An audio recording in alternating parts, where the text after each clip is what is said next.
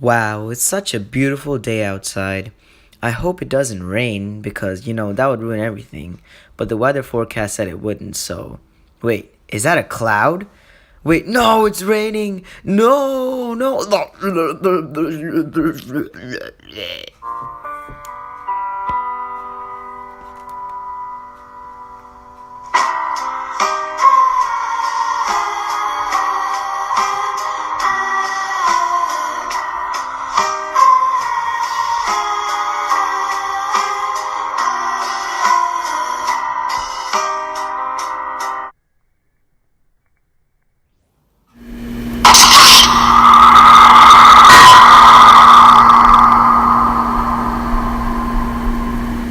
Okay, so here we have our buzzer component that we used in the first video.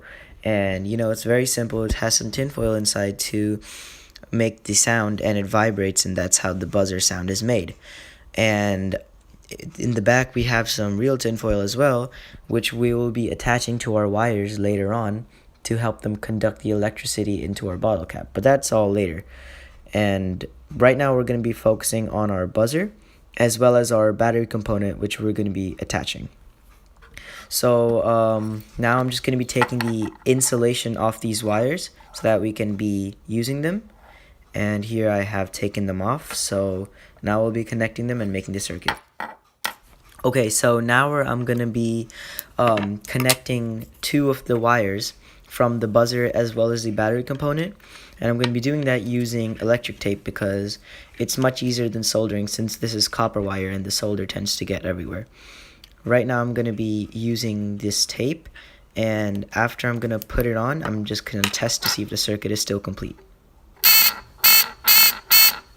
Alright, so obviously it works. Now I'm going to be shrinking the electric tape onto the wire so that it doesn't slip off and ruin our project.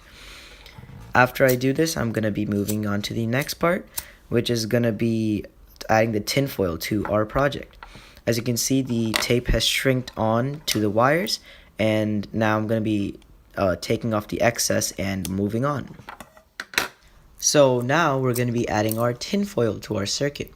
And tinfoil is kind of special because it's made out of a metal called aluminum.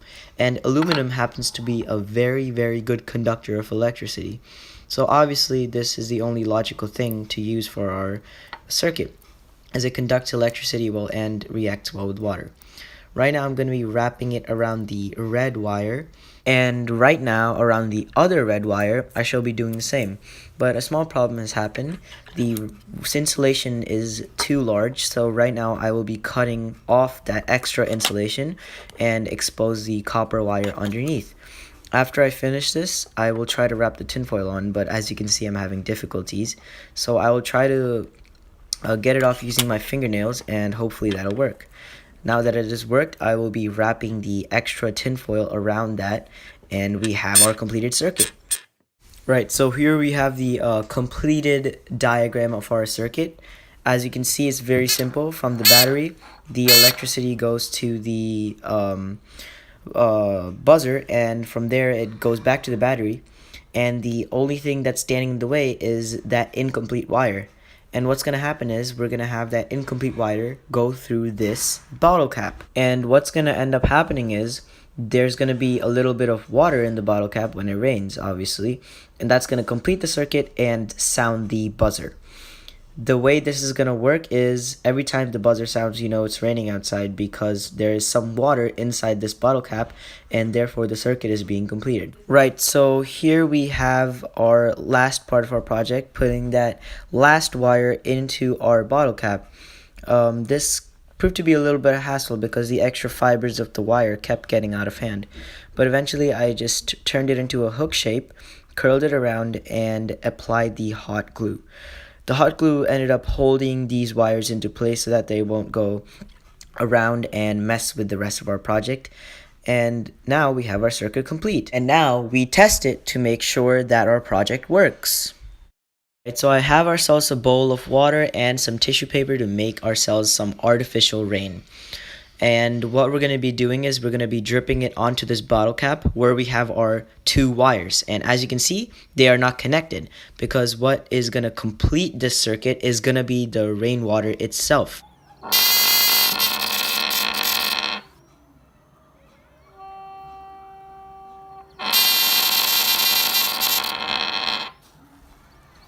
Alright, so as you can see, our project is definitely working, and we're gonna try it again just to make sure, you know, test number 2. It's gonna ring again.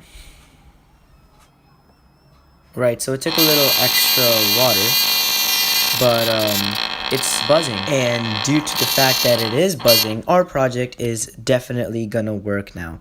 As you can see, the wires are not connected at all. The water was the only thing that was conducting them.